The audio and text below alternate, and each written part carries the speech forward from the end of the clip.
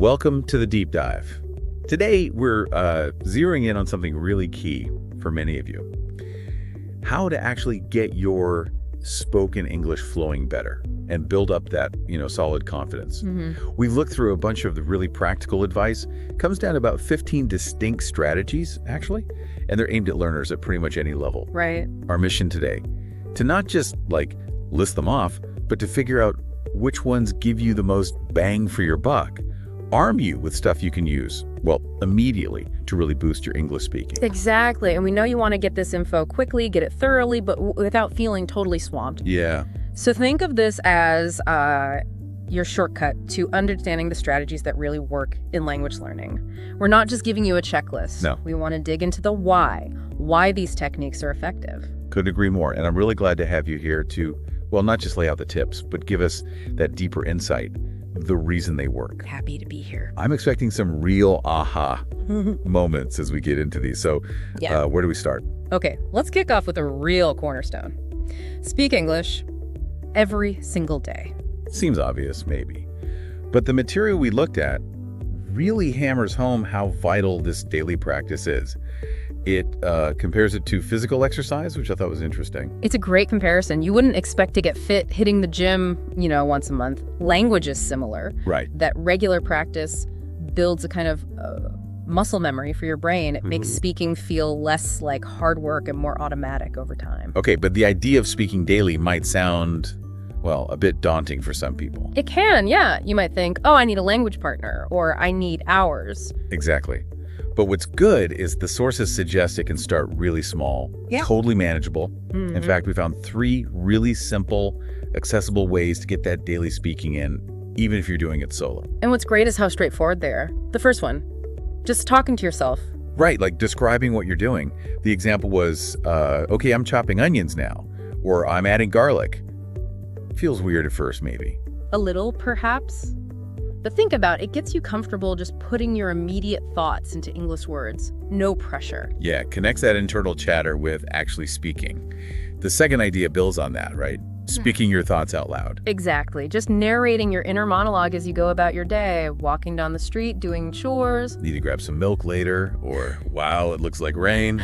Just little things. Simple, unstructured statements. The value is you're not aiming for perfection, just letting thoughts flow in English. It builds that intuitive feel. Okay, and the third one, speaking to a mirror. This one helps connect the physical and mental. You see your mouth moving, you work on pronunciation, body language, facial expressions all at once. So you get visual feedback too. Precisely. And the big takeaway here is consistency over intensity, just 5 or 10 minutes a day, really. That consistent effort adds up, builds vocabulary, improves pronunciation, makes it feel more natural. And crucially, it helps break down that fear of making mistakes. Ah, yes, the big one. The more you speak, even just to yourself or the mirror, the more you realize mistakes are just, part of learning. Progress over perfection. Makes sense. Okay, so that daily habit is key. What's the next big strategy? This leads nicely into the second point. Try to actively think in English. Ooh, okay. This feels like a bigger leap. The sources mention that common problem of translating in your head from your native language, right? Yes, and how much that slows you down, creates this extra step.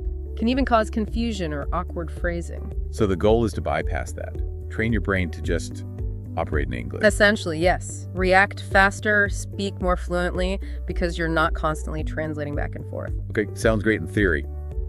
But how do you do that? How do you start? Good question. The sources offer practical techniques. First, just start labeling things around you in English. So look at your desk, say desk. Look at the window, say window. Exactly. Simple. It creates that direct link. No translation needed. They even suggest sticky notes around the house. Visual cues. I like that. What else? Practice short, simple sentences describing your daily routine. Like, I am brushing my teeth, or I am making coffee. Precisely. Basic sentences. Keeps it from feeling overwhelming. You're building those foundational thought patterns related to your life. Okay.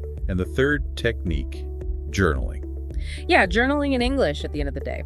The key advice here is focus on getting your thoughts down, not on perfect grammar. Just express the ideas even simply. Right. Let the complexity build over time. Another interesting point from the sources is about guessing. Guessing. When you're talking and don't know a word, try to guess or describe it in English instead of immediately switching back to your native language. Breaking that translation habit again. Force yourself to stay in English mode. Exactly. It might feel clumsy at first, but it pushes you to find ways to express yourself using the English you do know. And the sources say this thinking in English makes speaking feel more fluid, less hesitation. Yes, and it frees up your brain to focus more on your actual message. Plus, it improves your listening comprehension, too. How so? Because your brain gets more attuned to English sentence structures, word order, the general flow, it recognizes patterns faster. It's like immersing your brain. Makes sense. It takes time, obviously. Definitely. It's a gradual shift, requires consistent effort. But the payoff for fluency is huge. Makes learning new words easier, too, because you're actively using the language internally. Okay, great. Moving to tip 3, this one involves other people, practicing with native speakers or fluent speakers. Right. This is where you bridge the gap between, say, textbook English and how people actually talk. Yeah, the real world stuff. Grammar rules are one thing, but the speed, the idioms, the flow, that's different. Totally different. And interacting with fluent speakers gives you insights you just can't get from materials alone. It goes beyond just accuracy. But that can be intimidating, right? Speaking with a native speaker. Oh, absolutely. The fear of messing up, not being understood, it's a real barrier for many. But the sources suggest they're usually pretty understanding. Generally, yes. Most people appreciate the effort. And luckily, technology offers solutions. Language exchange apps get a big mention. Like Tandem, HelloTalk, Speaky, those kinds of platforms. Exactly. The sources highlight the win-win there. You help someone with your language, they help you with English. Direct exchange. Yeah. And these apps offer different ways to connect text, voice messages, video calls. It's a great way to learn authentic English, slang, everyday expressions, stuff not always in books. And if you're nervous, the advice is to start slow. Maybe text first. Good point. Yes. Ease into it. Start with text or short voice messages, then build up to calls when you feel more comfortable. Many apps have correction tools, too. So you can get feedback right away. Which is incredibly helpful. Practicing like this exposes you to natural intonation, rhythm, those everyday phrases. It helps you sound more natural yourself. And I bet successfully having a conversation, even a simple one, is a huge confidence booster. Massive.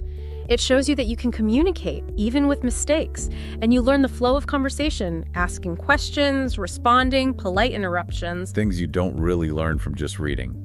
And you get exposed to different accents, too. Definitely. British, American, Australian.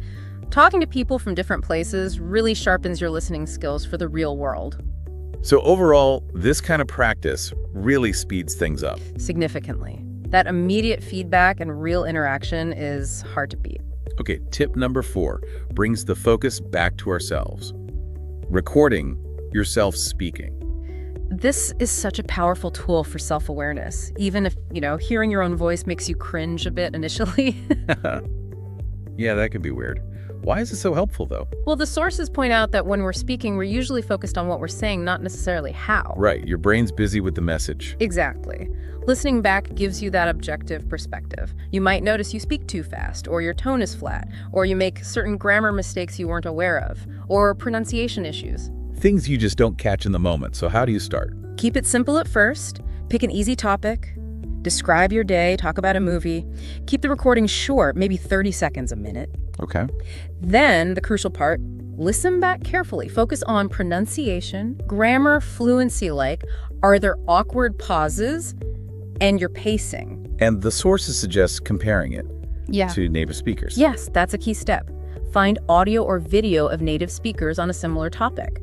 Listen to their rhythm, their sentence structure, their pronunciation. Compare it to yours. That's how you pinpoint specific areas to work on. Exactly. And then you make targeted adjustments. Don't try to fix everything at once. Maybe focus on one sound or reducing filler words like and for a week. Small steps. Yeah. The sources also had tips for making this work best, right? Like practice regularly. Consistency is key, even just a few minutes daily. And importantly, don't be too hard on yourself. It's a learning tool, not a judgment tool. Celebrate the improvements you hear. Maybe focus on a different aspect each week. And reviewing old recordings can be really motivating. Oh, I like that. See how far you've come? And they mentioned trying different scenarios, like pretending to order food. Yeah, practicing for different situations makes you more adaptable. And about that discomfort of hearing your voice, it's normal. It usually fades. Think of it as taking control of your learning, getting that tangible proof of progress. It's empowering. Okay, that makes sense. Tip number 5 shifts focus. Learn phrases, not just words. This is a big one for sounding natural. The sources argue that just memorizing individual words makes it hard to build sentences fluently when you actually speak. Right, you know the words, but putting them together smoothly under pressure is tough. Phrases are like pre-built conversational units. Exactly. Building blocks, the sources call them. They give you ready-made sentences for common situations. Like learning I'm hungry is more useful initially than just hungry. You get the structure, too. Yeah. And takes pressure off, right? If you know common greetings like, hi, how are you? You don't have to construct them on the spot. Precisely. It streamlines speaking. And learning phrases helps you internalize correct English sentence structure, the natural word order. Avoids things like, hungry I am. Yoda speak. Right.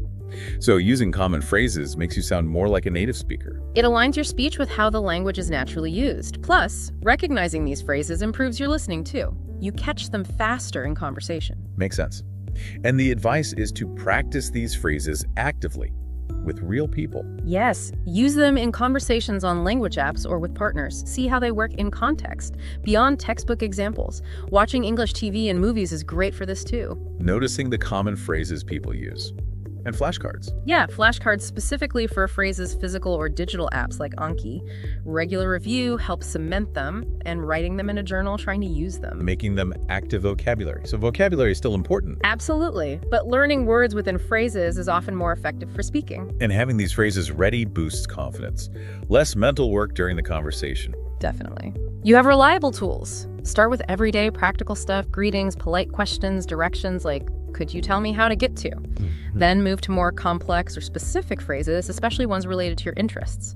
That keeps it motivating. If you love cooking, learn cooking phrases. Makes perfect sense. Okay, tip 6 sounds fun. Watch English movies, TV shows, and videos. Yes, but the key, as the sources emphasize, is active engagement, not just having it on in the background. It's a super effective way to improve listening and get a feel for natural conversation. Right. Active watching. How does it help listening specifically? It exposes you to real-life pronunciation, sentence structure, intonation, pauses, stress. Things you hear from native speakers that bridge the gap between classroom learning and reality. Okay. And subtitles. Start with native language, then switch to English. That's the recommendation. Native language first for context if you need it, then English subtitles to connect the sound with the written word. Reinforces vocabulary and reading too. The sources mentioned shows like Friends or The Office as examples for hearing fast, informal language, slang. Exactly. And they stress paying attention to the pronunciation, intonation, rhythm, how actors use pauses for effect, convey emotion. Mimicking lines is great practice. You can pick up natural greetings like, hey, how's it going? And notice how tone changes everything, like in an argument versus a casual chat. Those nuances are key. Watching varied content also massively expands your vocabulary across different topics and contexts. And you get exposure to different accents, right? British, American. Which makes you a more adaptable listener. The advice is definitely to watch stuff you're interested in. Cooking shows, sports, documentaries, keeps you engaged, teaches relevant words. And that interactive viewing idea. Pausing, repeating lines. Great for mimicking intonation and rhythm, improves listening and speaking. And don't forget YouTube, tons of great content, including channels specifically for English learners. So basically make it part of your routine. Breakfast viewing, commute listening. Exactly. Active engagement with media is fun, effective for listening, vocabulary, and catching the rhythm of real conversations. Okay, tip number 7.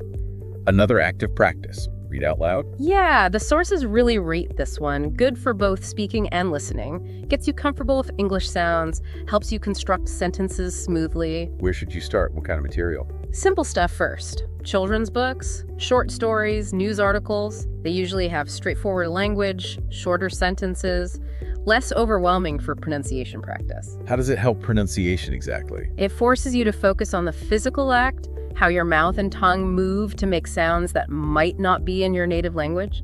You feel the words. And it helps with intonation and stress too, like where the emphasis goes. Definitely. You can experiment. Reading aloud helps you feel the rhythm, how stressing different words changes meaning, makes your speech sound more natural. And fluency. Does it help you speak more smoothly? Yes, you get a better feel for how sentences flow.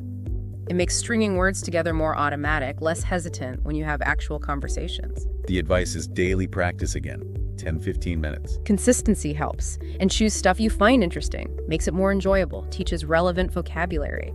Can you move on to harder texts? Absolutely. Short stories, articles, novels. Gradually increase complexity. Start slow, focus on clarity, then maybe speed up a bit to match conversational pace. I like the idea of reading dialogues from scripts. Yeah. From movies or TV shows, it's real conversational language. You can even try to mimic the actor's style and tone. Maybe read along after watching a scene a few times. Combines listening and speaking again. Does it help listening comprehension too? The sources say yes. Because you're paying close attention to words, structures, meaning while reading, you recognize them better when you hear them. And recording yourself reading aloud. Good for checking progress. Excellent for self-assessment. Hear your pronunciation, intonation. Identify weak spots. Then maybe reread the same passage to practice the corrections. That cycle of practice and feedback. Got it. Okay, tip number 8. Use the shadowing technique. Shadowing. This is a really potent one for sounding more natural. It's basically repeating what a native speaker says almost immediately after they say it. Like an echo. Pretty much. You try to mimic everything, pronunciation, intonation, rhythm, tone. It works your listening and speaking skills hard simultaneously. Good for tricky words, where spelling is weird. Definitely. Words like though, through, thought, and contractions gonna wanna. You get used to how they sound in fast, informal speech. And it trains your ear for subtle things. Stress, intonation changes. Exactly. Like how record sounds different as a noun versus a verb. Shadowing helps you pick up those nuances. Does it feel weird at first? Probably. Mistakes are normal. Consistency is the key. Your mouth muscles adapt, English starts to feel easier to produce. And you can do it anywhere, right? With headphones. Super convenient. On the bus, doing dishes, listen to short chunks, repeat them multiple times. What kind of material works best? Choose stuff that's interesting and at the right level. Beginners might start with slower kids shows, then maybe news, podcasts, TED Talks, movie scenes. The sources used a friend scene as an example. Listen, repeat, match the tone and speed. Exactly. Repeat tricky bits until they feel more natural. And regular short sessions are better than long, infrequent ones. 15-20 minutes daily. Variety helps too. Different accents, speeds. For sure. Movies, news, podcasts, you get a broader exposure. And you learn vocabulary in context. Shadowing really highlights stress, intonation, how words link together, like, what do y'all want to do? So it's great for catching those finer points of natural speech. Fantastic method. Include it daily if you can. More natural pronunciation, better listening, better fluency. It starts to feel like second nature. Excellent. Tip 9 is about vocabulary again. Build your vocabulary daily. Yes, but with a focus on making new words part of your active spoken vocabulary. Not just words you recognize, but words you can actually use. How many words should you aim for? The sources suggest a manageable goal. 3 to 5 new words a day. Choose words you find interesting or think you'll actually use. Relevance is key. And learn them in context, right? Not just definitions. Crucial. Understand how the word is used. It helps recall an application when speaking. What are the steps to make them stick? Write the word down, reinforces it visually. Write your own sentence using understand the context.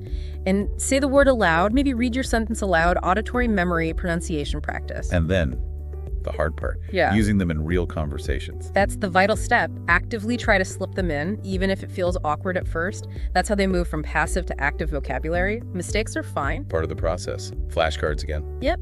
Physical or digital, with the word, definition, and your sentence. Spaced repetition apps like Anki or Quizlet are great for regular review. What about finding new words? Reading? Reading regularly is a great source. Books, articles, blogs. When you see a new word, look it up, write it down, practice it. And listening. Podcasts, TV. Also excellent, hear words in context. Pause, look up unfamiliar ones you hear. Grouping words by theme, like travel words together. Good strategy. Easier to remember and use when discussing that topic. Hotel, reservation, check-in, luggage. Consistency is the main thing. A few words daily really adds up. It's a marathon, not a sprint. Oh. Okay, tip 10 is about community. Join English-speaking clubs or practice groups. Yes. Super effective for getting that real-world practice. Improves fluency, pronunciation, confidence, and importantly, in a supportive space where mistakes are okay. Expected, even. You interact with other learners, too, at different levels. Often, yes. Beginners, advanced, offers diverse practice. You can chat informally, discuss specific topics, current events, culture, travel. Practices different contexts, different vocabulary. And it helps listening, too, right? Hearing different accents, slang. Absolutely. You get exposed to various speech patterns, vocabulary, idioms you might not encounter otherwise. Plus, you often get feedback. Gentle feedback, hopefully. Usually constructive, yeah. On pronunciation, grammar, helps you identify areas to work on, speeds up improvement. How do you find these groups? Online options. Lots online. Meetup.com, Facebook groups for learners, virtual events, voice chats, video calls, connecting people globally. And those language exchange apps we mentioned. HelloTalk, Pandem. They work for this too. Connect you with native speakers for reciprocal learning, often more relaxed voice messages, texts, calls. What about in person? Check local libraries, community centers. Many have conversation clubs or language meetups, face-to-face practice in a supportive setting. The key is that judgment-free zone idea. Makes you less afraid to talk. Exactly. Mistakes are understood as part of learning. Comfort increases. Errors decrease over time. Plus, there's a sense of community. Motivation, support, accountability. And the conversations can be really interesting. Discussing different topics deepens your understanding of English-speaking cultures, makes learning more enjoyable. Regular practice here leads to big gains in fluency, thinking in English, accent, confidence, less hesitation. Great stuff. Tip 11 drills down on a specific skill. Focus on pronunciation. So important for clear communication and confidence. The goal isn't necessarily a perfect native accent, but clarity, being understood. How can you work on it effectively? Online tools. Yes, lots of tools. Listen to native speakers. Youglish was mentioned, lets you hear words in different real video contexts. Very useful. Any specific apps? Elsa Speak gives personalized feedback on sounds. Forvo has native speakers from various regions pronouncing words. Great for hearing variety. What about speaking pace? Slowing down helps, at least initially. Gives you time to articulate clearly. You can speed up naturally as you get more confident. And recording yourself again. Comparing. Still a valuable tool here. Compare to native speakers or use feedback apps. Identify specific errors. Remember, clarity over perfection. But pronunciation work does reduce misunderstandings and improves flow. Minimal pairs, like chip and sheep. Great technique. Trains your ear and mouth for subtle sound differences. Shadowing also helps here. Mimicking native speakers forces you to pay attention to pronunciation details. And practice in phrases, not just single words. Yes, saying, "there's a problem," clearly as phrase sounds more natural, helps rhythm and intonation. And finally, ask for feedback. From partners, teachers, friends. Definitely. Targeted feedback is gold. Okay. Tip 12 tackles the mental game. Don't be afraid to make mistakes. Such a common fear, but the sources are clear. Mistakes are natural, normal, and actually crucial for learning and improving. View them as learning opportunities, signposts showing what to work on. Exactly. Letting fear stop you from speaking is the real obstacle. Regular practice, including mistakes, builds comfort and speeds up progress. Be brave, take risks. Like learning to ride a bike, you fall, you get back up. Practice builds that instinct for what sounds right. And most people are understanding. They appreciate the effort. They focus on your message, not perfection. Even native speakers make mistakes sometimes. Good point. So change your perspective on failure. See mistakes as stepping stones. Proof you're actively trying. Reflect on them afterward to learn, but don't dwell. It's okay to repeat mistakes. That's part of reinforcing the learning. Ask for feedback. Celebrate progress. Yes, remember, it's a journey. Challenges are growth opportunities. Embrace mistakes as a tool. Right. Tip 13 sounds a bit more fun. Practice tongue twisters. Yes, fun but effective. Great for pronunciation and fluency. They challenge your mouth with similar, tricky sounds packed together. Red lorry, yellow lorry. Yeah, they're tough. How do they help pronunciation? They force you to articulate clearly, make you aware of mouth and tongue position for sounds like the or r versus l. Start slow, speed up later. Oh, definitely. Break them down, say each word clearly first, build muscle memory for the sounds, then gradually increase speed. It improves overall speech clarity, prevents mumbling. Especially important if you have an accent. Harder ones improve fluency too. Yes, like Peter Piper. They require faster thinking and articulation, can improve your natural speaking speed over time. And breath control for longer sentences. Practicing longer twisters helps manage breath and maintain rhythm. Good for preventing running out of steam mid-conversation. Make it a daily habit. Set goals. good idea for consistency. Maybe repeat one 5 times without errors. Recording yourself helps track progress, speed, clarity. Make it a game. Challenge friends. Why not? Keep it engaging. Okay, tip 14, another core skill. Learn to ask questions. Fundamental for real conversations. Good conversation is interactive, not a monologue. Asking questions keeps it flowing, encourages the other person. Exactly. Makes you sound more natural, makes the interaction dynamic. Start simple. Where, what, how questions. Where are you from? Then ask follow-up questions. Shows interest, builds connection. What about opinion questions? Great for deeper conversation. What do you think about? How do you feel about? Gets people sharing thoughts, feelings, on movies, current events, anything. And experience questions. Have you ever? Yes. And what was it like when? Learn personal stories, memories. Asking about travel, past experiences, creates connection. And it's practice for you too, right? Hearing natural responses. Peak time. Two-way conversation gives you speaking practice and exposure to natural phrases, expressions, sentence structures, and their answers. Plus, asking shows interest, makes the other person comfortable. Improves listening skills too. You have to understand the answer. Actively listen to guide the conversation. And it helps you become more spontaneous, moving beyond memorized lines to real-time sentence building. Boosts confidence. Practice different types. Use language apps to practice. Good strategies. And watch how questions are used naturally in movies or TV shows. Excellent. And finally, tip 15 brings it all together. Set realistic goals and track your progress. So important for making this whole process feel achievable and staying motivated. Break it down. Like a goal of speaking daily for just 5 minutes. Perfect. Consistent, achievable, leads to gradual improvement. Or aim to learn, say, 10 new phrases a week, not just words. More practical for speaking. Write them, use them, practice them. Maybe join a speaking club once a month. A clear, actionable goal. And track it. Keep a journal.